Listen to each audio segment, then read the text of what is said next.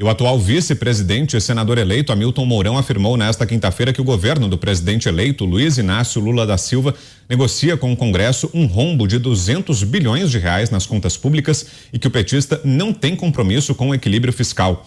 No Twitter, Mourão disse, abro aspas, o futuro governo do Lula está negociando com o Congresso um rombo de 200 bilhões no orçamento de 2023, ou seja, zero compromisso com o equilíbrio fiscal. O resultado será aumento da dívida, inflação e desvalorização do real. Onde estão os críticos? Fecho aspas. Na manhã de hoje, a equipe de transição do presidente eleito, coordenada pelo vice-presidente eleito, Geraldo Alckmin, como mostramos aqui, iniciou o processo de transição de governo em Brasília. Alckmin, a presidente do PT, deputada Gleisi Hoffmann, o ex-ministro Aloysio Mercadante e o senador eleito Wellington Dias se reuniram com o relator geral do orçamento de 2023, Marcelo Castro. Vamos lá, Ana, o que você achou da postagem? Eu acho uma postagem que, pelo menos inicialmente, mostra que o atual vice, agora senador, né, será nosso senador em 2023, ele vai incomodar, né? Se esse caminho vai ser seguido por todos no Senado ou na Câmara, nós vamos ter que cobrar, nós vamos ter que acompanhar e cobrar no Senado, principalmente, o presidente do Senado, que ele seja alinhado, não com nenhum partido político, não com nenhuma base eleitoral, mas com a Constituição, coisa que Rodrigo Pacheco não defendeu, não teve a coragem de defender, se escondeu atrás de uma covardia histórica, isso vai ficar marcado na biografia de Rodrigo Pacheco, porque ele não defendeu nossa Constituição. E isso nós precisamos cobrar, até porque em 2023... o novo presidente, ele indica 2 ministros para o STF e a sabatina do Senado precisa ser uma sabatina e não um chá das 5, como normalmente tem sido nos últimos anos. E aqui, Vitor, o que o Mourão ele alerta é o que nós vamos precisar colocar agora no nosso dia a dia. Nós teremos que ser um disco arranhado. E nós vamos ser um disco arranhado porque o passado, quem aprende com o passado, protege o futuro. E o passado das administrações petistas, eles são cobertos, o passado é coberto de páginas de corrupção, de esquemas, de malandragem, de compra de votos. E isso nós vamos precisar estar atentos em relação a isso.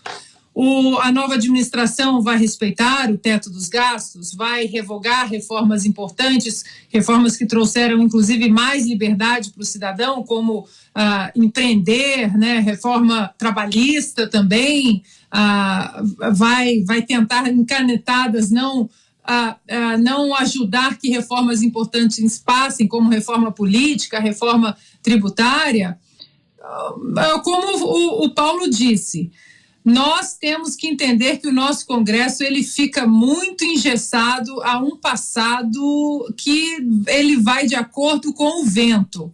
Mas eu acho que se há uma oportunidade histórica, olhando os nomes de quem entrou na Câmara e no Senado, uma oportunidade histórica de cobrar resultados, essa oportunidade é agora, Vitor. Agora sim, Fernão Lara Mesquita, de volta com a gente. Diga, Fernão. O Mourão botou só um número naquilo que está anunciado, né?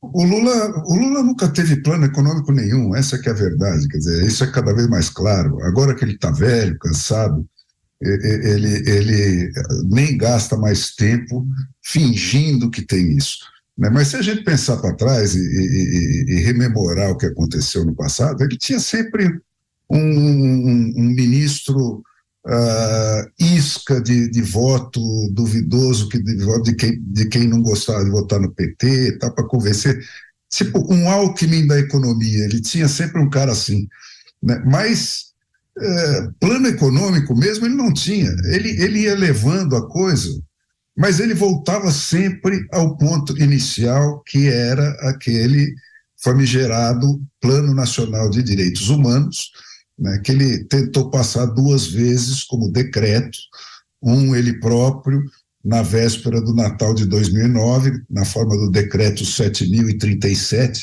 de 21 de dezembro de 2009, né, acabou sendo barrado no Congresso.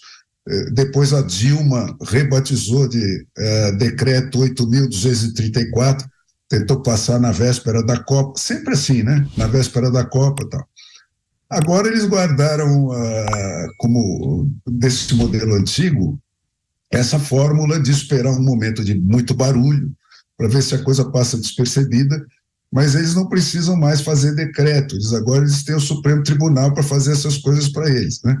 Então a coisa agora vem na forma de decreto do Supremo Tribunal, como esse pedaço fundamental daquele plano, que é a leizinha do Luiz Roberto Barroso para acabar com a propriedade. Então, propriedade invadida agora não é mais o judiciário que decide como e quando vai ser a reintegração de posse, é o invasor. Isso fazia parte, era uma parte fundamental daquele projeto, né, que incluía também uma instância acima do judiciário, que agora eles já têm, né, materializado, né, e uma instância acima do legislativo, que ele pretendia governar não com os deputados e representantes eleitos do povo brasileiro, mas com os movimentos sociais escolhidos pelo PT para dizer sobre cada tema o que os legisladores poderiam ou não decidir.